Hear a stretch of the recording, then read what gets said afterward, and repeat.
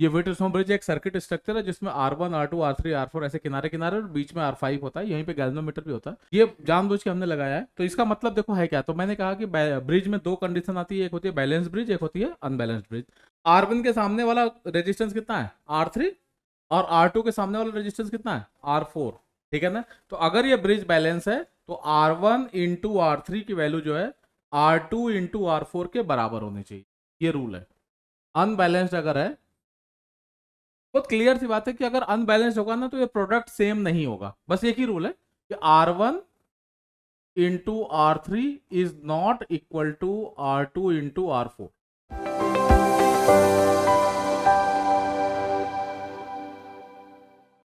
हाँ जी, सब लोग लिखो, नेक्स्ट हेडिंग डालो, लिखो wheat stone bridge. Wheat stone bridge. हाँ, ये क्या चीज़ है पहले इसके बारे में जान लो कि व्हीट स्टोन ब्रिज ना एक स्ट्रक्चर है सर्किट का। सर्किट का एक टाइप होता है कि कैसा मतलब एक, ये कह सकते हो कि सर्किट का एक स्ट्रक्चर है, उसको हम व्हीट स्टोन ब्रिज बोलते हैं। उसका शेप बिल्कुल फिक्स्ड है। वो कैसा होता है पहले जान लो। वो कुछ इस टाइप से होगा।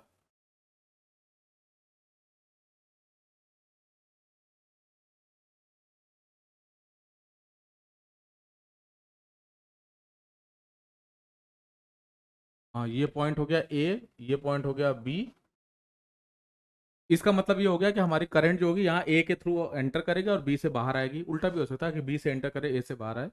ये स्ट्रक्चर जो है ना, इसी को व्हीट स्टोन ब्रिज बोलते हैं। हाँ, इसका रेजिस्टेंस है R1, ये मान लो R2 है, ये R3, और ये है R4, और ये बीच में है R5। R1 R2 R3 R4 R5, ठीक है। बीच में G है। ये R5 जो होता है ना, उसी यहाँ पे गैल्वेनोमीटर एक्चुअल में लगा होता है। सेम ही चीज़ है, उससे कोई फर्क नहीं पड़ता। अब सुनो भाई काम की बात। अभी हम फिलहाल इसको हम पढ़ते हैं, उसके बाद कैसे होता है ये भी बता दूंगा मैं। तो जो व्हीट स्टोन ब्रिज है इसके बारे में पहले जान लो। व्हीट स्टोन ब्रिज एक तरह का स्ट्रक्चर है सर्किट का, इलेक्ट्रिकल सर्किट का। इसके दो तरह का ब्रिज होता है, एकदम दिमाग में डाल लो। एक तो होता है बैलेंस्ड ब्रिज। कौन सा ब्रिज होता है, हाँ बैलेंस्ड ब्रिज। और दूसरा होता है अनबैलेंस्ड ब्रिज। पहले बैलेंस्ड ब्रिज का मतलब समझो कि ये बैलेंस्ड ब्रिज का क्या मतलब है। कि अगर ये ब्रिज बैलेंस होगा, किसी को आइडिया भाई कि अगर ये ब्रिज बैलेंस होगा तो क्या होगा इसमें, कोई बताएगा। देखो अगर ये बैलेंस ब्रिज है, बहुत ध्यान सुनना, ये कंडीशन हम बाद में निकालेंगे बेटे, राइट भी करेंगे, फिलहाल समझो। ये R1 दिखाई दे रहा, R1 के सामने वाला रेजिस्टेंस कितना है, R3, और R2 के सामने वाला रेजिस्टेंस कितना है, R4। ठीक है ना। तो अगर ये ब्रिज बैलेंस है तो R1 इंटू R3 की वैल्यू जो है R2 इंटू R4 के बराबर होनी चाहिए, ये रूल है। R1 इंटू R3 जो है R1 into R3 R2 into R4 के इक्वल होना चाहिए। तो सीधे सीधे क्या लिखोगे, अगर ये बैलेंस ब्रिज है तो R1 into R3 should be equal to R2 into R4, ये रूल है। ठीक है। और इस पॉइंट का नाम है P, इस पॉइंट का नाम मान लेते हैं Q। ध्यान सुनो, अगर ऐसा है, मतलब अगर ये हो रहा है कि ये प्रोडक्ट सेम है, ठीक है, तो उस केस में होता क्या है कि ये जो P पॉइंट दिखाई दे रहा है और ये जो Q पॉइंट दिखाई दे रहा है, इन दोनों का पोटेंशियल बराबर हो जाता है। तो इसका मतलब ये होता है कि पोटेंशियल ऑफ पॉइंट P जो है पोटेंशियल ऑफ पॉइंट Q के बराबर हो जाएगा।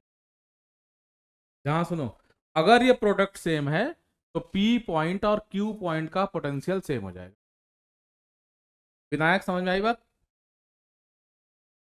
हाँ, और अगर ये पॉसिबल हुआ, मान लो ऐसा हो गया कि P और Q का पोटेंशियल सेम हो गया, तो ये जो R5 रेजिस्टेंस है इसके अक्रॉस पोटेंशियल डिफरेंस क्या हो जाएगा, जीरो। तो क्या लिखोगे इसमें, मतलब ये हो गया कि पोटेंशियल डिफरेंस अक्रॉस R5 क्या हो जाएगा, जीरो।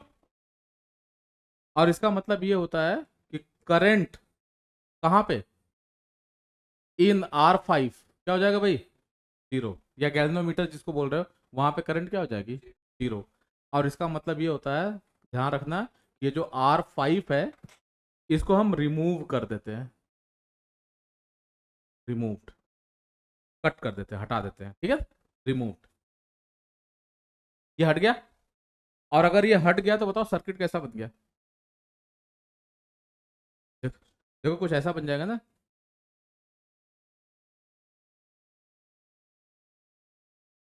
देखो तो इस टाइप से बन गया ए और बी।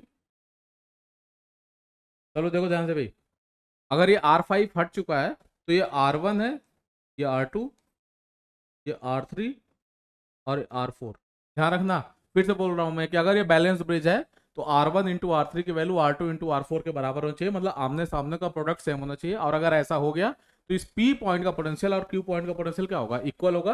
और P और Q का पोटेंशियल अगर इक्वल हो गया तो इसका मतलब ये R5 जो रेजिस्टेंस दिखाई दे रहा है इसके अक्रॉस पोटेंशियल डिफरेंस जीरो हो गया, मतलब इसमें कोई भी करंट नहीं होगी। और कोई भी करंट नहीं होगी तो हम चाहें तो R5 को रिमूव कर सकते हैं, हटा सकते हैं। और जैसे ही हम R5 को रिमूव करेंगे हमारा सर्किट ये बन जाएगा। और अगर ये सर्किट बन गया तो जरा बताओ भाई, इसमें R1 और R2 किस में दिखाई दे रहे हैं, सब लोग जल्दी बोलो। R1 और R2 यहाँ पे देखो, R1 और R2 हो जाएंगे सीरीज में ना, किसमें है, सीरीज में। अच्छा R3 और R4 भी किसमें है, सीरीज है, बिल्कुल सही बात है। और अब जब ये दोनों सॉल्व हो जाएगा तो बताओ दोनों मिला के किसमें हो जाएंगे, सॉल्व हो जाएगा। आई बात समझ में। चलो जल्दी से नोट करो तो। चलो नेक्स्ट आगे बढ़ते हैं। ये अभी हमने एक कंडीशन लिया, अभी अनबैलेंस्ड वाले में क्या होगा देखो, अगर ये ब्रिज अनबैलेंस्ड है, क्या था ब्रिज, कुछ ऐसा था ना,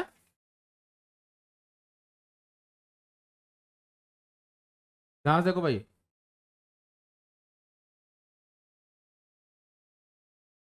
ये पॉइंट P था, ये Q था, ये R1 हमने लिया था, इसको इसको R2 लिया था, इसको R3, इसको R4 और ये था R5, जो गैल्वेनोमीटर यहाँ एक तरह से कह सकते हो का रेजिस्टेंस। तो अनबैलेंस्ड ब्रिज में क्या होगा, सेकंड देखो, अनबैलेंस्ड अगर है, बहुत क्लियर सी बात है कि अगर अनबैलेंस्ड होगा ना तो ये प्रोडक्ट सेम नहीं होगा। बस एक ही रूल है कि R1 into R3 is not equal to R2 into R4। बहुत क्लियर सी बात है, ठीक है। R1 इंटू R3 की वैल्यू R2 इंटू R4 के बराबर नहीं होगा अगर ये अनबैलेंस्ड ब्रिज है तो। फिर बात आती है कि अगर ऐसा हुआ तो करेंगे क्या। तो याद रखना इसमें ना दो कंडीशन आती है। पहला होता है, इसी का पार्ट होता है सिमेट्रिकल कंडीशन, सिमेट्रिकल, और दूसरा होता है एसिमेट्रिकल।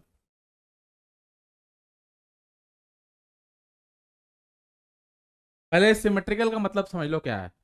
मतलब हम इसको सॉल्व कर सकते हैं, अगर प्रोडक्ट सेम नहीं है ना तो भी हम सॉल्व कर सकते हैं, लेकिन उसमें एक कंडीशन फिक्स्ड है, हम अपने मन से चेंज नहीं करेंगे, ठीक है। और वो क्या कंडीशन है भाई, सब लोग ध्यान से देखना।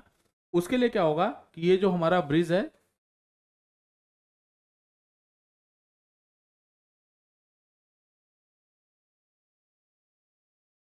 ये ए है, ये बी है। देखो पहले सिमेट्रिकल वाले की बात करते हैं। सिमेट्रिकल वाले में क्या होगा, ये R1 के सामने जो है ना R1 होगा। अंशिका समझ में आई बात। और R2 के सामने भी R2 होगा, और ये बीच में R3 आ जाएगा। बीच में क्या आ जाएगा, R3 आ जाएगा। ये कंडीशन बिल्कुल फिक्स्ड है, याद रखना। ये देखो R1 into R1 is not equal to R2 into R2, मतलब ये बैलेंस ब्रिज तो नहीं है। फिर बात आती है कि अगर ये अनबैलेंस्ड ब्रिज है तो इसमें भी दो कंडीशन आती है, एक होती है सिमेट्रिकल ब्रिज की और एक होती है एसिमेट्रिकल ब्रिज की। तो अगर सिमेट्रिकल ब्रिज है तो सिमेट्रिकल ब्रिज में क्या होता है कि R1 के सामने R1 और R2 के सामने R2 होता है, और ये बीच में R3 हो गया, ठीक है ना। तो इसका जब हम इक्विवेलेंट निकालते हैं, R इक्विवेलेंट, एकदम फॉर्मूला फिक्स्ड है, ये डेराइव किया जाता है, बट हमें डेरिवेशन नहीं करना है क्योंकि स्कूल में ये आएगा नहीं, और एंट्रेंस में ही बस आता है, एंट्रेंस में भी डेरिवेशन नहीं होता है, ठीक है। मैं इसलिए इसको बोल रहा हूँ, इसको याद कर जाना, क्योंकि same to same formula capacitor में भी यूज होगा। कहोगे कैपेसिटर कहाँ से आ गया यहाँ पे सर, मैं अभी बताता हूँ कैसे। फिलहाल इसको समझो, अगर आर इक्विवेलेंट निकालना है तो यहाँ पे हमारा फॉर्मूला होता है 2R1R2 plus R2R3 plus R1R3 whole divided by R1 plus R2 plus 2R3। ध्यान दो भाई, ये एक फॉर्मूला है। बस इसमें इंपॉर्टेंट बात याद रखना कि R1 और R2 ना ये बाहर बाहर वाले हैं और R3 ये बीच वाला है। क्या formula, 2R1R2 plus R2R3 plus R1R3 divided by R1 plus R2 plus 2R3। इसको मैं इसलिए याद करने को बोल रहा हूँ क्योंकि सेम फॉर्मूला कैपेसिटर में भी यूज होता है। ठीक है। अच्छा, अब बात आती है मन में कि सर ये एसिमेट्रिकल का मतलब क्या है। एसिमेट्रिकल का मतलब यही है कि सीधे सीधे ये ब्रिज है,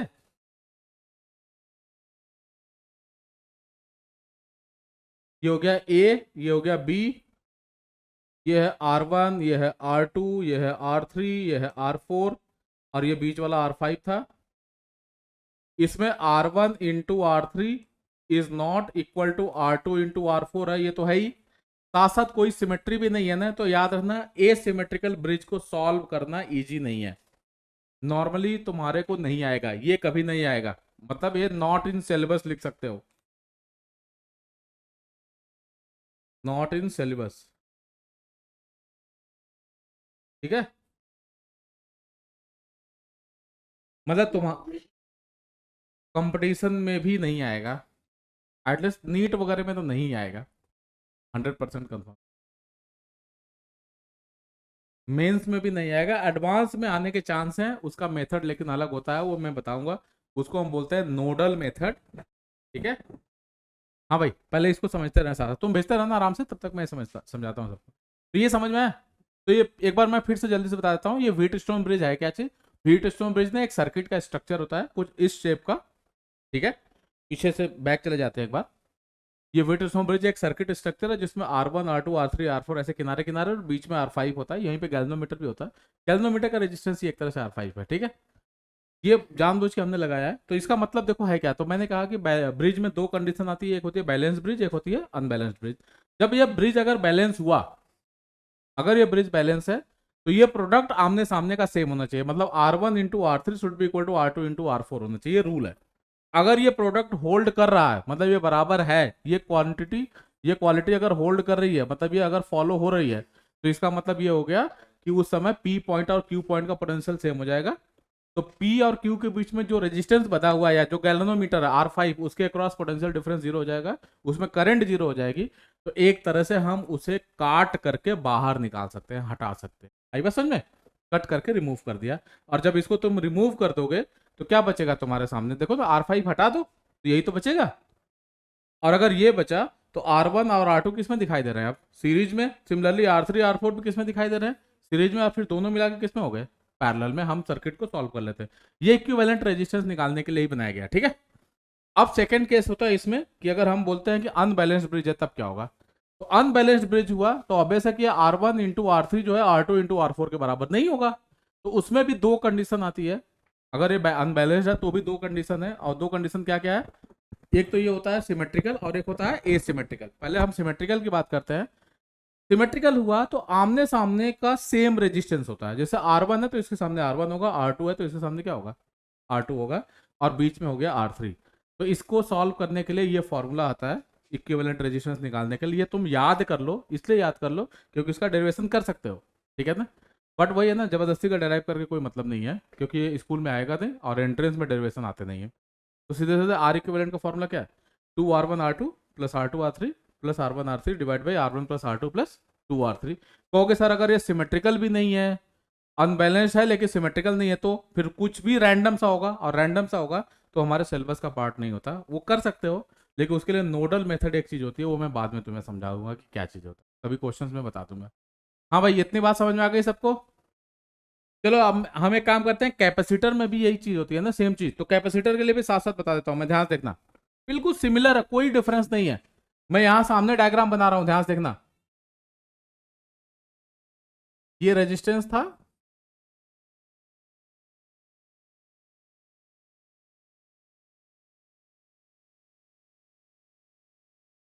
ये है R1 R2 R3 R4, और ये था R5।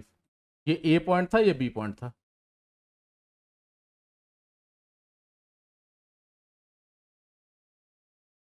ठीक है भाई।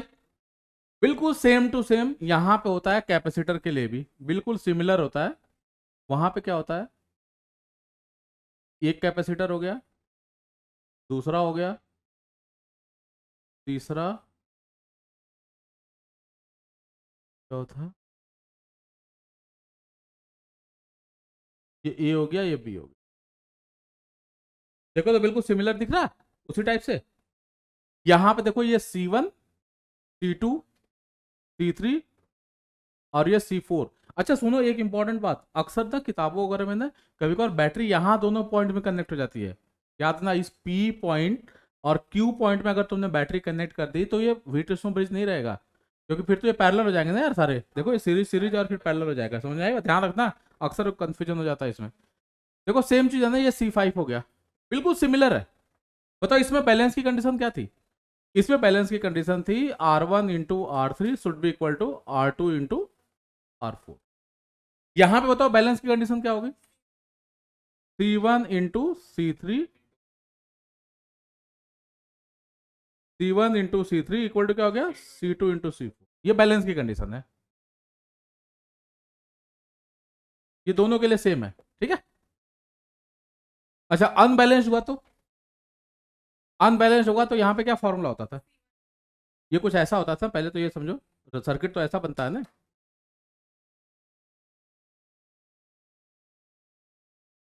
अनबैलेंस्ड में सिमेट्रिकल जब था तो ये था R1, इसके सामने भी R1 था, ये था R2, इसके सामने भी क्या था?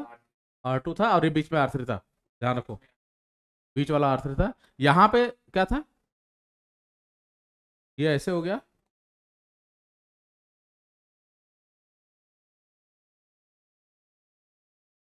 देख के पता चलेगा बेटा, देख के, शकल से देख के मालूम होता है कि अनबैलेंस्ड है कि बैलेंस्ड है। R1 के सामने R1 दिखाई देगा, अगर ये 2 ओम है, ये भी 2 ओम है, तो तुझे नहीं समझ में आएगा कि बराबर है? 2 ओम बराबर होता है ना, बताया ना। तो वैसे देख, अगर यहाँ पे ये C1 है, इसके सामने भी अगर तुझे C1 दिखाई देगा, ये C2 है तो इसके सामने भी अगर C2 दिखाई देगा, ये बीच में C3 है। तो मैंने क्या कहा था, इसका जो फॉर्मूला होता है वही फॉर्मूला यहाँ भी काम करता है। इसका फॉर्मूला क्या था जल्दी बताओ, आर इक्विवेलेंट क्या था जल्दी बोलो? 2R1 R2, हाँ, R1 प्लस R2, ठीक है। सेम यहाँ पे बता कैपेसिटर के लिए क्या बन जाएगा?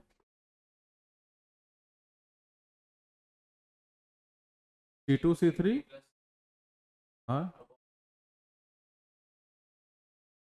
बिल्कुल सही बात है। चलो समझ में आया भाई सबको? चलो क्वेश्चन लिखो।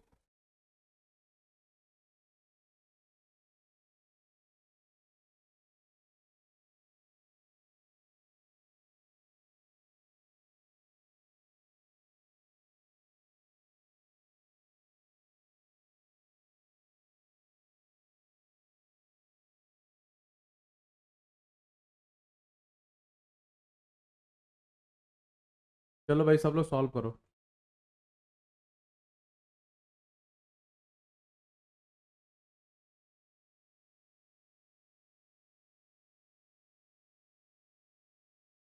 ए और बी के बीच में इक्विवेलेंट रेजिस्टेंस निकालना है। ध्यान से देखो, इस नीचे वालों को अभी भूल जाओ थोड़ी देर के लिए, इसको भूल जाओ, सिर्फ ऊपर का स्ट्रक्चर देखो, ये बैलेंस ब्रिज है कि क्या है? अनबैलेंस ब्रिज दिखाई दे रहा होगा, 2 के सामने 2, 4 के सामने 4 और बीच में 3 हो गया। तो R1 की जगह पे 2 हो गया, R2 की जगह पे 4 रख दो, ये अनबैलेंस वाला हो गया ना, सिमेट्रिकल कंडीशन। तो एक काम करो, पहले ऊपर वाला निकाल लो इक्विवेलेंट, तो वो R की वैल्यू हो जाएगी 2 times of R1 into R2, मतलब 2 into 4 plus R2 into R3, 4 into 3 plus R1 into R3, 2 into 3 and whole divided by R1 plus R2 plus 2R3। क्या होगा भाई? 2 प्लस 4 प्लस 6, इसको सॉल्व करो कितना है? 16 प्लस 12 प्लस 6, यही है ना, अपॉन 12। कितना है भाई? 12 6 18, 34/12 आ गया था। ये आ जाएगा 17/6। अभी कहानी खत्म नहीं हुई है, ये नीचे वाला 2 छोड़ा है हमने, खत्म थोड़ी ना किया है। तो नीचे वाला पैरेलल में भी तो कनेक्ट होगा भाई, होल के पैरेलल में नीचे वाला कनेक्ट हो जाएगा 2, तो क्या लिखोगे? 1 by finally R equivalent equal to 1/2 plus 6/17। समझ में आए? कितना है भैया? क्या जाएगा 17 + 12/34। देखो सही है, कितना है सॉल्व करके? 29/34। तो फाइनल इक्विवेलेंट कितना आएगा?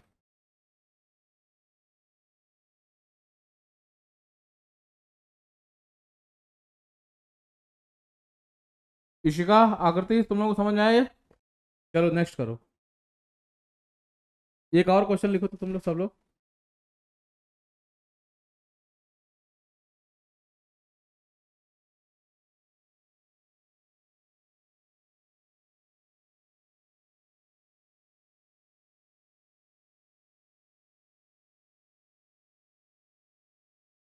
चलो भाई करो। 2 2 2 2 4 4।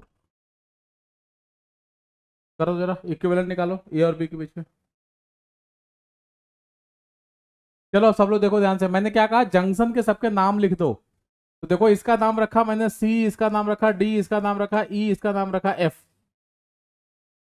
बाकी ये नाम ए पहले से पड़ा हुआ है, ये वाला बी है ना, तो ये वाला इसको एफ लगाने की जरूरत नहीं इनफैक्ट। हाँ, क्योंकि वहां पे ऑलरेडी ये वाला पॉइंट बी है। ये कितना था भाई? 2 था। तो नहीं बात। तो अब देखो कैसे रीड्रॉ करने जा रहा हूं मैं। पहला जो रजिस्टर है ए और सी पॉइंट के बीच में कनेक्टेड है 2 ओम, तो ये 2 ओम हो गया। अगला जो है ना वो सी और डी के बीच में है, तो सी और डी के बीच में कनेक्ट कर दिया हमने, ये 2 है। ठीक है भाई। उसके बाद अगला वाला जो है डी और ई के बीच में है, तो डी और ई के बीच में भी एक कनेक्ट कर दिया हमने। अच्छा सुनो, सी से एक और भी है जो ई से कनेक्टेड है।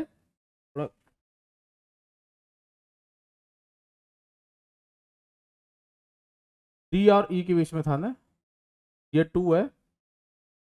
अच्छा सी और ई पॉइंट के बीच में भी एक कनेक्टेड, ध्यान देखो ये वाला 4। ये हो गया 4, सही है। उसका बताओ डी और बी के बीच में एक है या ई और बी के बीच में है? तो डी और बी वाला जो है, ये बी पॉइंट है, ये 4 है, और ई और बी वाला 2 है। देखो तो भाई, ये कौन सा ब्रिज हो गया? अनबैलेंस्ड हो गया है, बैलेंस नहीं है, अनबैलेंस्ड है। ठीक है, उसके साथ ये 2 सीरीज हो जाएगा। तो बताओ फाइनली आर इक्विवेलेंट क्या आएगा भाई? लिख दो, डायरेक्टली लिख सकते हो। 2 वाला तो सीरीज है, प्लस बाकी इधर का अनबैलेंस का क्या करोगे? 2r1r2 मतलब 2 × 2 × 4 plus r2r3 4 × 2 plus r1r3 2 × 2 and whole divided by r1 plus r2 मतलब 2 + 4 + 2r3 4। कितना है भाई? सारा सॉल्व करके जल्दी बताओ तो। 2 प्लस कितना हो रहा है? 4 × 8 16 +8 +4 होल डिवाइडेड बाई 10। 2.8 हो गया ना? नहीं, 2 + 2.8 हो गया ना? अबे पगलेट ओम। ठीक है, यस। आया भाई समझ में सबको? शुभांगी, चलो शुभांगी नेक्स्ट। अच्छा सुनो, इसका ना डेरिवेशन भी होता है, ये जो बैलेंस वाली कंडीशन है इसको कैसे डिराइव करते हैं वो भी देख लेते हैं, ठीक है? फिर इसके बाद मीटर ब्रिज है, फिर हम सेल पे वापस आते हैं। चलो जल्दी से नोट कर लो, कर लिया नोट सबने? चलो पहले तो ये कैसे हम करते हैं ये देखो।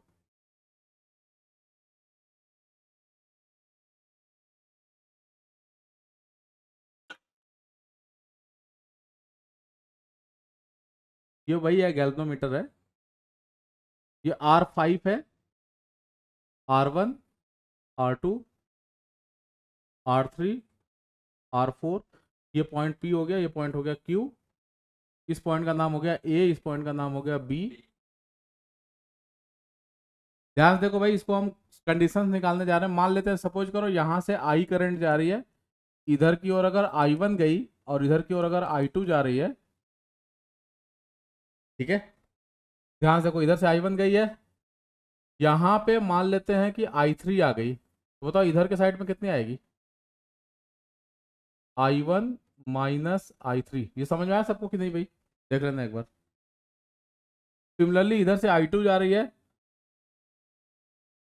नहीं जी, इधर से I1 माइनस I3 आई है, बताओ यहाँ पे टोटल कितनी चली जाएगी? I1 plus I2 minus of I3 जाएगी। अरे जो इधर से आई जुड़ के इधर चले जाएंगे ना, जंक्शन लॉ लगा दिया। पहले सर्किट, पहले बताओ करंट समझ में आया कि नहीं, ये बताओ, उसके बाद बात करेंगे। शुभांगी, अंशिका, आकृति, इशिका, बताओ भाई, ये जो करंट मैंने डिस्ट्रीब्यूट करी है पहले, वो क्लियर हुआ कि नहीं? आप एक काम करते हैं भाई, यहां से ना यहाँ चलो, ए पॉइंट से पी पॉइंट पे आओ तो जरा, किरचॉफ सा लगा के क्या लिखेंगे भाई? ध्यान देखना, मैं लिख रहा हूँ। लिखो V A minus of I1 into R1 equal to V P. सही है? तो यहां से बताओ V A minus V P क्या आ रहा है? I1 into R1।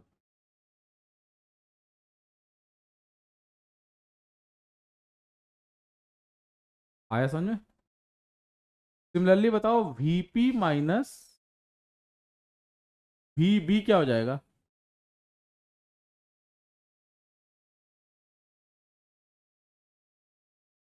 बोलो जल्दी से।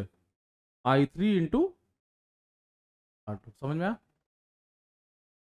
अरे पी से बी आ गए यार, तो बताओ इन दोनों को डिवाइड कर दो। डिवाइड करोगे देखो क्या आ रहा है? V A minus V P upon V P minus V B. Value क्या आ रही है? I1 R1 upon first equation. तो सही है? एक बार सब लोग देख लो भाई ध्यान से। अब उसके बाद लिखना सिमिलरली, नीचे वाली लाइन के लिए लिख रहा हूं मैं। लिखोगे V A minus V Q upon V Q minus V B equal to I2 into R4 divided by I1 plus I2 minus I3 into second equation.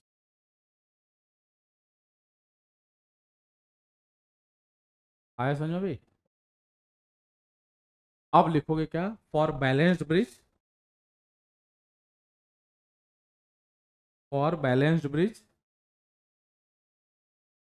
Balance bridge के लिए क्या कंडीशन होती है? Vp और Vq क्या हो जाता है? इक्वल। ठीक है, मीन्स I3 की वैल्यू क्या हो जाती है? I3 नहीं, sorry,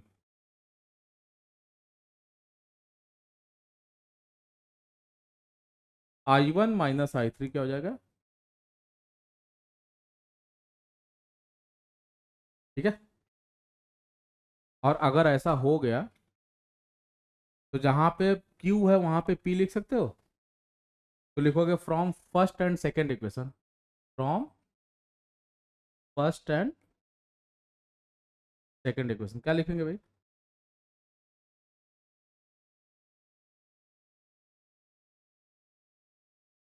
first and second equation. देखो P और Q का पोटेंशियल बराबर हो चुका है, तो लेफ्ट साइड बराबर हो जाएगा दोनों इक्वेशन का, तो राइट भी बराबर हो जाएगा। क्या लिखोगे सीधे सीधे? लिखोगे I1 into R1 by I3 into R2 should be equal to I2 into R4 divided by I1 minus I3 plus I2 into क्या? R3। लेकिन ये वाला टर्म भी क्या है? जीरो है ना? बताओ सीधे सीधे क्या निकल के आया? I1 into R1 upon I3 into R2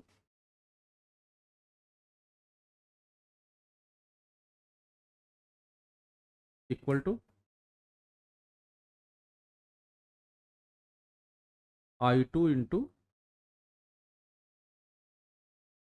upon, ये है ना कुछ, हाँ Y2 भी कट जाएगा।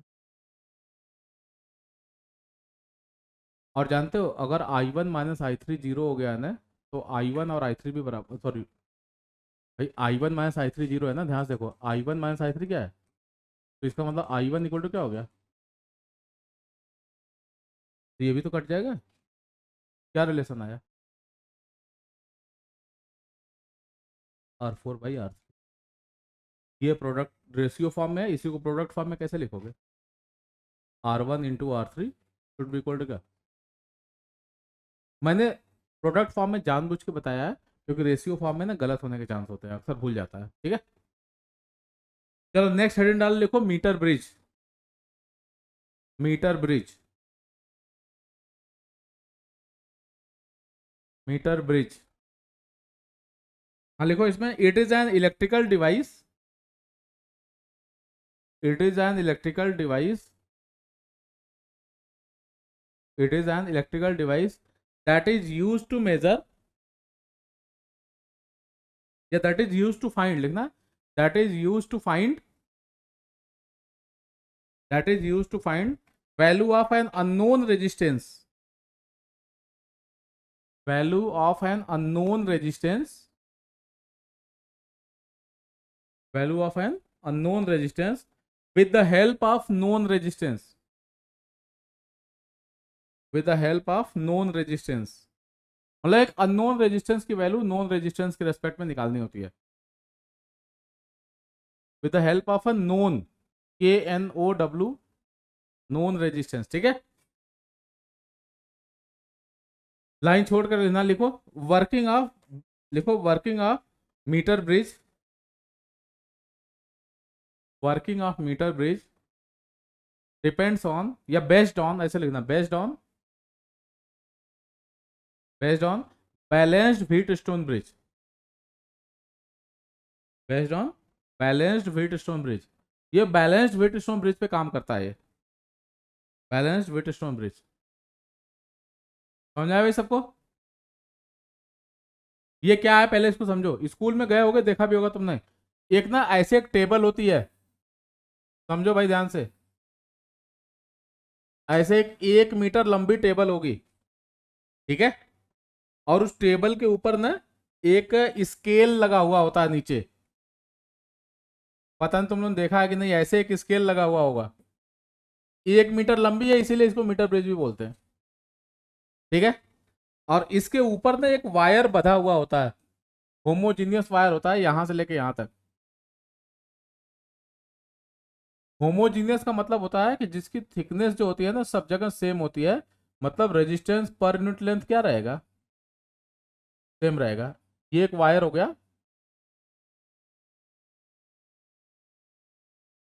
ठीक है भाई।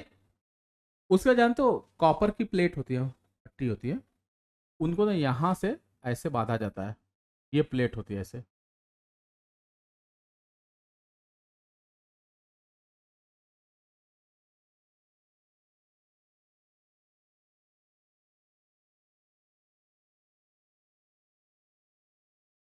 ये कॉपर प्लेट्स होती हैं, ठीक है। यहाँ पे एक पॉइंट होता है, यहाँ से एक वायर लेते हैं, गैल्वेनोमीटर लगाते हैं, ठीक है, और उसका दूसरा एंड ना एक की से बंधा हुआ होता है, जॉकी बोलते हैं उसे, की। करते क्या है, यहाँ 2 स्लॉट मिले, एक यहाँ एक यहाँ, इन दोनों में ना एक नोन एक बार एक अननोन, तुम्हारी मर्जी है, 2 रजिस्टर है ना तुम्हारे पास, तुम्हारी मर्जी है, तुम चाहो उनको, एक वायर को हम यहां डाल देते हैं ऐसे, और दूसरे वाले वायर को यहां डाल देते हैं, ठीक है। तुम्हारी मर्जी, ऐसा कोई नियम नहीं है कि तुम जो नोन वैल्यू है उसको लेफ्ट में डालोगे कि राइट में डालोगे, उससे कोई फर्क पड़ता नहीं है, ठीक है, किसी में भी डाल दो। चलो मान लेते हैं ये वाला नोन है, मतलब जिसके बारे में तुम्हें पता है, इसकी वैल्यू है आर, और ये वाला है एक्स। तुम्हें आर और एक्स, आर मालूम है, मतलब आर जो है तुम्हारा एक तरह से नोन है, और एक्स जो है अननोन है, जिसका कि हमें पता करना है। ठीक है, हम करते क्या है, यहां से एक बैटरी लेते हैं, कनेक्ट करते हैं, एक की लगाते हैं, कुछ लोग रियोस्टेट वगैरह भी लगा लेते हैं, जरूरत है नहीं ऐसा कुछ, ठीक है। और यहाँ से हम इसको लाके कनेक्ट करते हैं, की होती है यहाँ पे, ये वी वोल्ट की बैटरी। चलो डायग्राम बनाओ, फिर बात करते हैं। लिख लिया हमने। आप देखो हम करते क्या है कि हम यहाँ से की ऑन करेंगे, समझना ध्यान से, हम लोग की ऑन करते हैं, और ये जो जॉकी है ना, इसको ना हम इस वायर पे टच कराते हैं, और हम उस पॉइंट पे टच कराएंगे, ला करके ऐसे उठा के रखते जाते हैं, स्लाइड कराते, स्लाइड नहीं कराते, स्लाइड कराने से क्या होगा ना कि इसके वायर के ना पतला होने का खतरा है, ठीक है ना, तो वो फेल हो जाएगा। तो हम लोग ना ऐसे उठाते उठाते चलते हैं, और हम उस पॉइंट को ढूंढते हैं जहां पे टच कराने के बाद ना इस गैल्वेनोमीटर की रीडिंग क्या हो जाएगी, जीरो, या ना जीरो रीडिंग। मान लेते हैं कि हमने यहाँ पे टच कराया सी पॉइंट पे, सी पॉइंट पे टच कराने पे इसकी रीडिंग क्या हो गई है, जीरो। इस पॉइंट का नाम मान लो ए है, और इस पॉइंट का नाम मान लो बी है, ठीक है। तो सी पॉइंट की लेंथ मतलब कितना है, ये यहां से मालूम हो जाएगा भाई, यहां से देख के पता चल जाएगा ना, ये एल है, एल नीचे लगा हुआ है ना। अगर तुम इसको मीटर में लेगे हो तो ये बताओ यहाँ से यहाँ तक की लेंथ कितनी होगी, 1 - एल, बट हम सेंटीमीटर नॉर्मली लेते हैं, तो क्या हो जाएगा 100 - एल सेंटीमीटर। पहले बताया, समझ में आया? अब सुनो भाई, अगर मान लेते हैं कि स्मॉल आर जो है ना रेजिस्टेंस पर यूनिट लेंथ है, किसका, ऑफ वायर, ये जो नीचे वायर लगा रखा था, उस वायर का स्मॉल आर क्या है, रेजिस्टेंस पर लेंथ। तो जरा बताओ ये आर ए सी कितना हो जाएगा, ए से लेके सी तक का रेजिस्टेंस कितना हो जाएगा, स्मॉल आर इंटू एल। भाई 1 सेंटीमीटर में आर लेंथ, आर ओम है, तो एल लेंथ में कितना हो जाएगा, आर एल नहीं हो जाएगा। सिमिलरली बताओ आर सी बी कितना हो जाएगा, स्मॉल आर इंटू 100 - ठीक है। अब सिंपल सी बात है कि रीडिंग ऑफ गैल्वेनोमीटर जीरो आ चुकी है, रीडिंग ऑफ गैल्वेनोमीटर कितनी है, जीरो है ना। ये तभी पॉसिबल हो सकता है जब ये बैलेंस ब्रिज हो, और अगर ये बैलेंस हुआ तो क्या सेम होता है, प्रोडक्ट आमने सामने का सेम होता है। तो क्या लिखोगे, इसका मतलब क्या हुआ, ये R into R C B should be equal to X into R A C. समझ में आई बात? अब ला करके वैल्यू प्लेस कर दो, हमें एक्स निकालना है, क्या आएगा, R C B divided by into capital R, यही है ना। ला के वैल्यू प्लेस कर दो, बताओ तो भाई आर सी बी कितना है,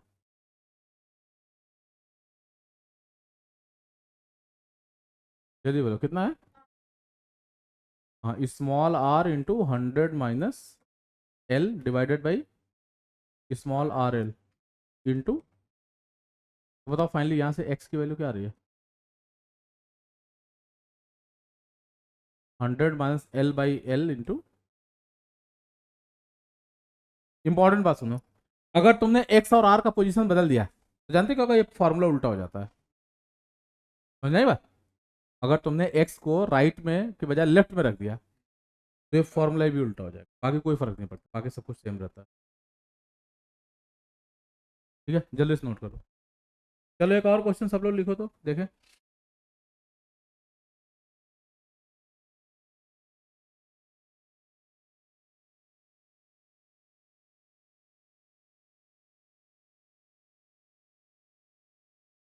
ये एक सर्कुलर वायर है,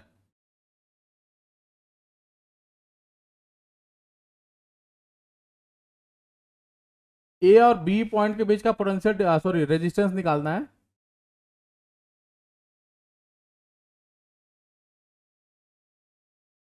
ये एंगल है थीटा।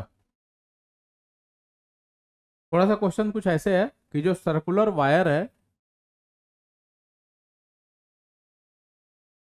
उसका टोटल रेजिस्टेंस है 12 ओम। कितना है, 12 ओम।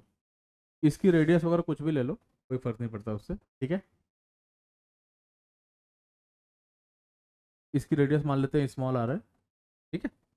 तो तुम्हें ये बताना है कि फाइंड आर ए बी कितना होगा। बड़ा कॉमन सा क्वेश्चन है, एंट्रेंस वगैरह में आया हुआ है। ध्यान से देखो भाई,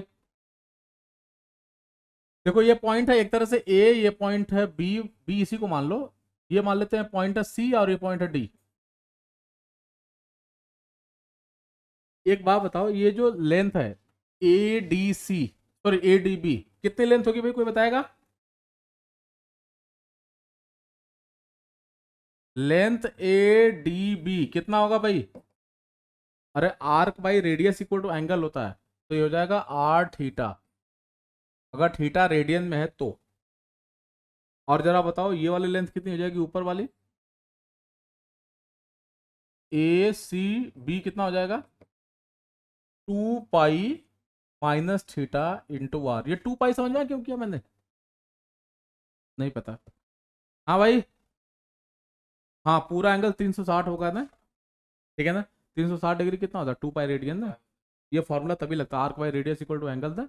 हाँ हम उसी के लिए लगा सकते हैं, ठीक है।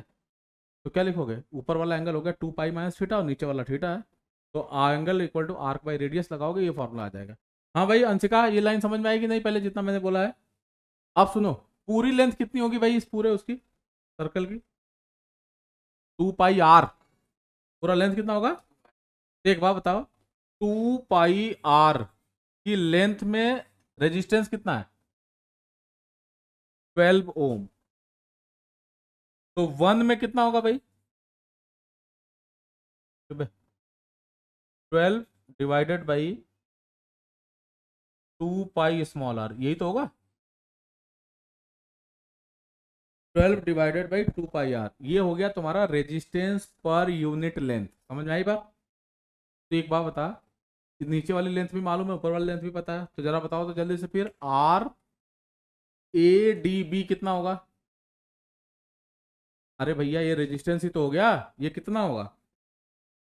लिखोगे 12 divided by 2 pi R into R theta, सही है। कितना है भैया? ये हो जाएगा 6 थीटा बाई 6 मत रखो, वैसे रन दो। क्या लिखोगे भाई? 12 थीटा बाई 2 देखो तो ये आएगा, ध्यान रखना। हाँ? बाद में पता चलेगा क्यों। वैसे ही बताओ ऊपर वाला रेजिस्टेंस कितना होगा, आर ए सी बी कितना होगा? 12 divided by 2 pi R into 2 pi minus theta, देखो तो सही है। तो इसका आंसर कितना आ रहा है? ये आ जाएगा 12 into 2 pi minus theta upon, समझ में आया इतना? अंशिका समझ में आया ये? अनन्या समझ में आया तुमको ये? अब बताओ ये दोनों जो रेजिस्टेंस है आर ए डी बी और ए सी बी, ये सीरीज है कि पैरेलल है?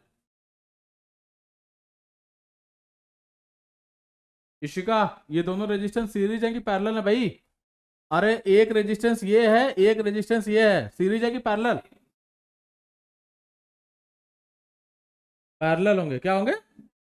पैरेलल होंगे। तो बताओ यहां से बताओ क्या लिखोगे, 1/r इक्वल टू, देखो का ऊपर का रेजिस्टेंस ये है, नीचे का रेजिस्टेंस ये है, ये तुम्हें क्या दिख रहा है? हाँ 1/r इक्वल टू क्या लिखोगे भाई, जल्दी से लिखो तो। 2 pi theta plus 2 pi divided by 12 into 2 pi minus, सही है।